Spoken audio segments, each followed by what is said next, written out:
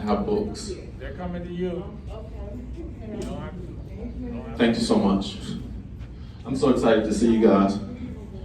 I was kind of thinking I was going to be in here talking to myself, which would have been fine. I would have done all this by myself. You should know. I am not performing for you. I do know how to perform, but I am not performing right now. This is about what is happening for me. And I'm trying to present it in a way that you realize that whatever happened for me, I'm not unique, I'm not special, I'm not one of a kind. I am just an example of.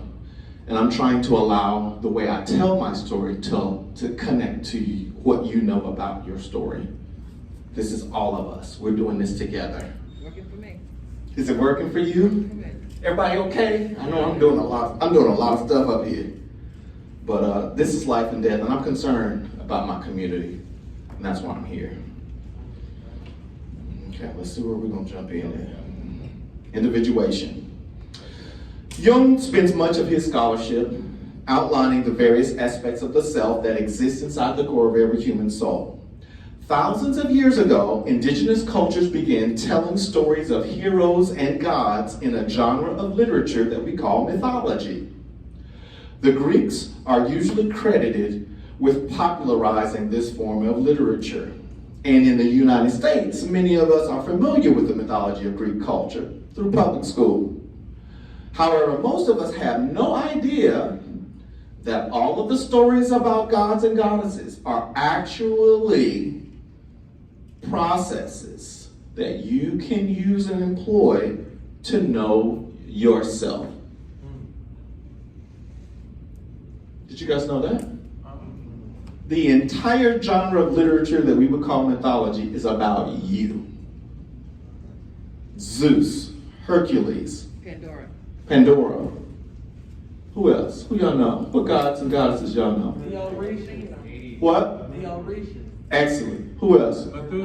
Methuselah. Oh, that's a good one. Athena. Who else y'all know? Isis. Who else? Mercury. Who else you know? Yes. Who else? The Aphrodite. Who else you know? Yes. Yes. Who else? Yes. Who? Neptune. Yes. Anybody else? Yes. Anybody else? Yes. So these are what you're calling out now. These are archetypes. These are energy systems in your DNA that came when you were born. And these stories are about how these energy systems compete for your attention. Is that multiple personality? It is not multiple personality. No. What happens with multiple personality is you begin to dissociate from yourself. And these things begin to be, yes, you don't know. A person who has multiple personality disorder does not know that another voice was just speaking. They almost kind of are almost blacked out. But no, this is normal. This is not pathology. This is normal behavior. Everybody's built this way. But culturally, we are not comfortable because we've decided that we are one nation under God and we have these Judeo-Christian principles that we pass down. And so there's conflict between having a whole bunch of gods and goddesses on one hand and having the God of Abraham, Isaac, and Jacob on the other. So we have a cultural problem with our Constitution, so we don't talk about conflict. Yeah, exactly. You see what I'm saying? That's why we don't know about it. It doesn't serve our interest to know about it. So I love this. I made this, y'all. I'm so excited about this. This is a picture of all the energy. As you see, this is the ego, the apple. Remember the apple from the other chart? So this is the same apple in larger scale, so you can see it.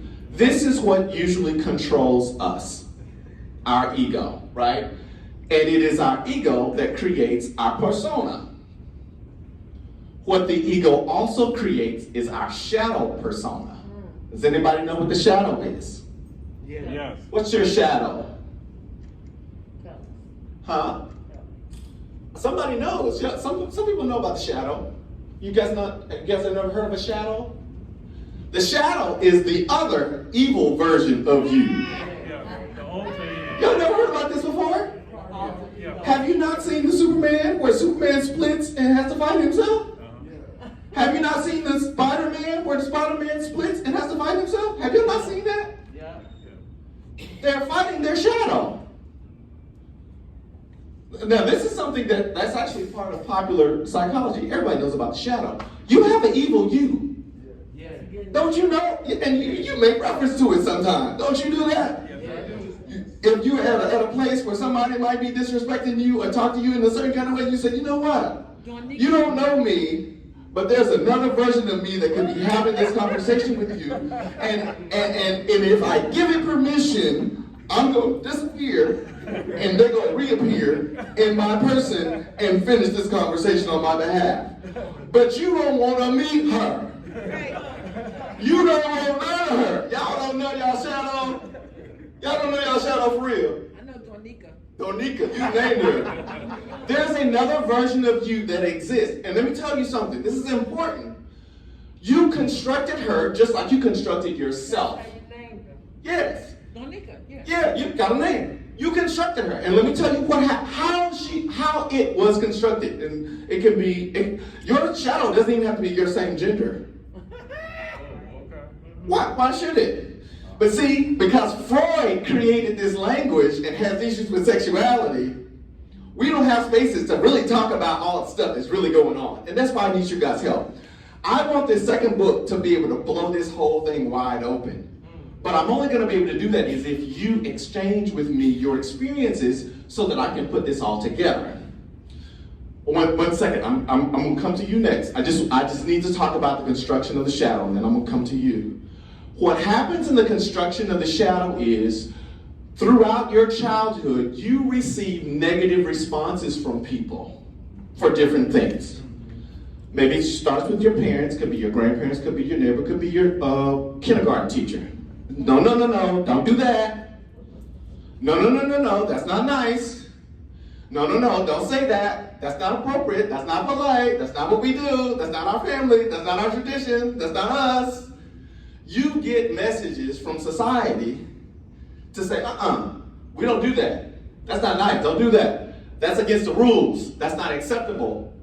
We don't accept that. And so all of those things collect over time to create your other self, alter ego.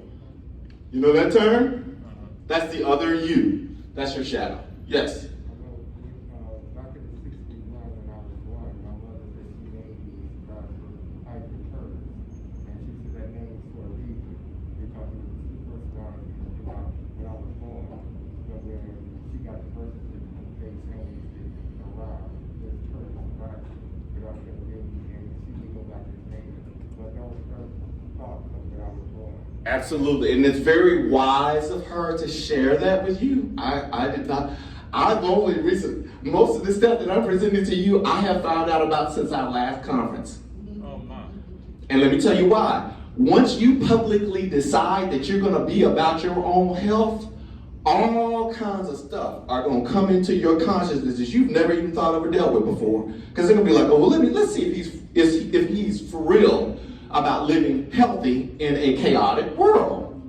So all of this stuff started coming, and so I've been working on managing it, which is why I've been writing it. I've been excited about presenting it to you because I need your help to pull this off. Projection. This is something that's also really, really important. This is what you think the world is. Right. This is your version of the world that makes sense of you being you in it. This is very, very important that you hear this. This is as important as the persona or the shadow. This is what you think everything is, but it's not what you've projected. This is your creation. You made this up. Right. When you say the world or culture or society, that's your construction. That's your work. You've made it just like Alice in Wonderland, just like the people that write the Hunger Games. All of it is created. Who you think your family is, projection. Who you think your boss is, co-workers, projection. Who you think your spouse is, projection. You've created a version of them that works for who you want to be. But there's another reality on the other side of what you created that's actually what things actually are. Right? Your ego is a trip. It's like a movie projector. And this is the problem. When you think you're going to try to help somebody, y'all need to get this. You're really only working with your projection. Right. You've decided that if the way I'm going to know that what I'm doing is effective is I'm going to see a different version of you next time I see you. Right. That means what I was doing is working. So if I want to punish you, if I want to include you, if I want to invite you or ostracize you, that's going to affect you some kind of way. And then I get to say to myself, yeah, that's right, I knew my play was going to work. Right? It's all fiction. Sometimes people will pretend to be changed by your campaign in order to get something from you because they projected a version of you that they want to see. So in order to get you to do your thing, they're pretending to be the person that you think they are. And then all of a sudden, down the road, you find out it was all projection. Question? Yes.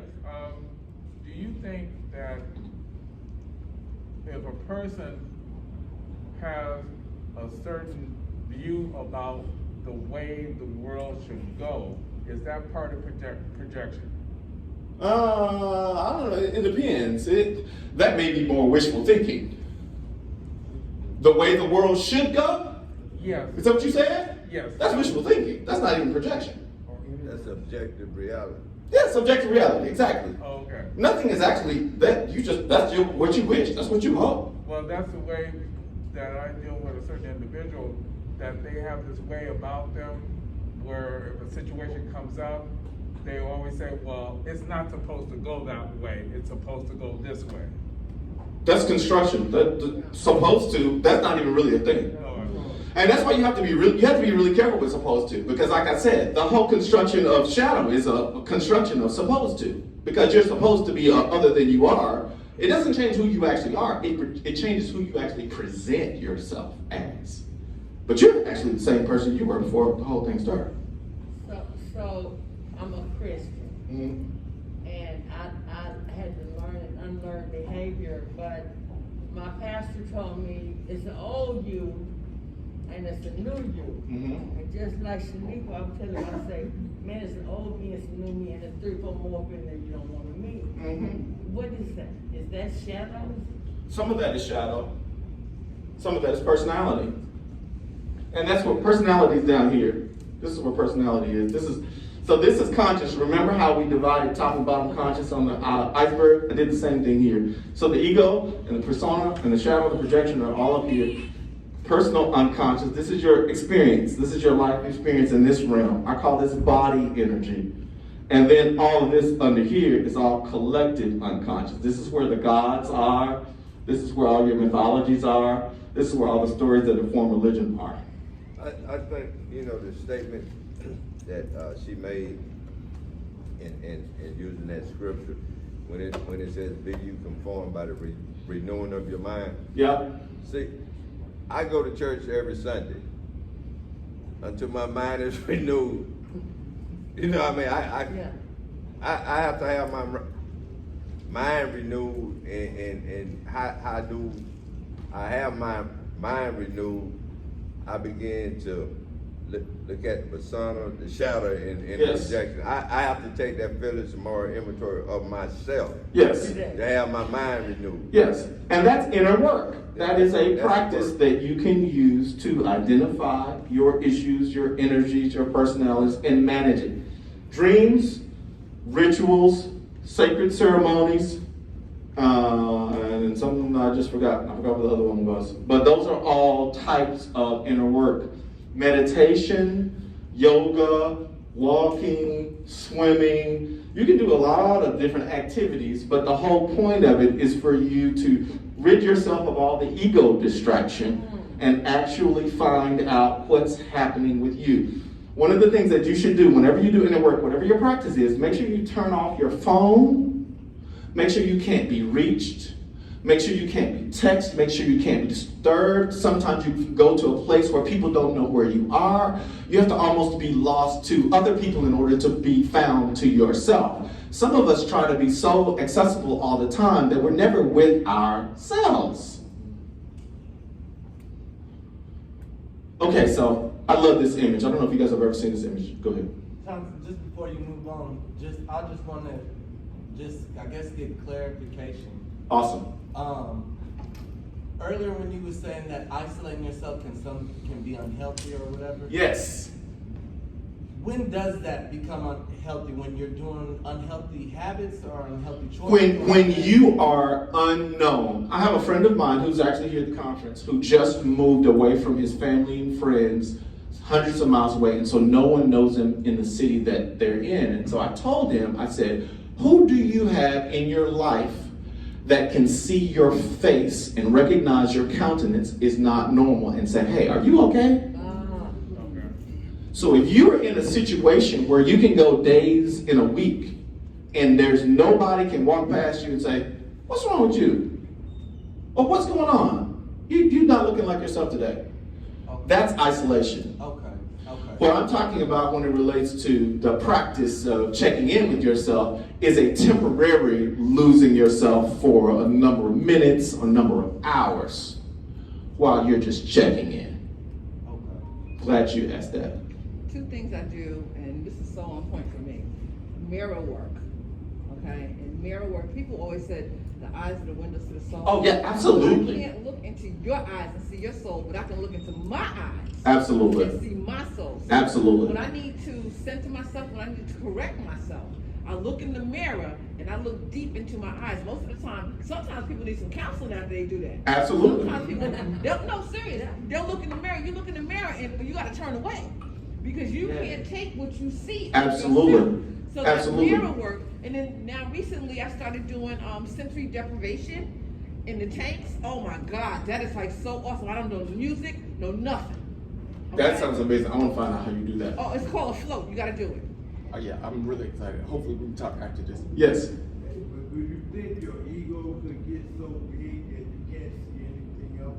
Most people's ego are so, most people's big that they don't know that there is anything else to see. And this is most people. And the reason why we do that is because it's the easiest way to live. It's low maintenance.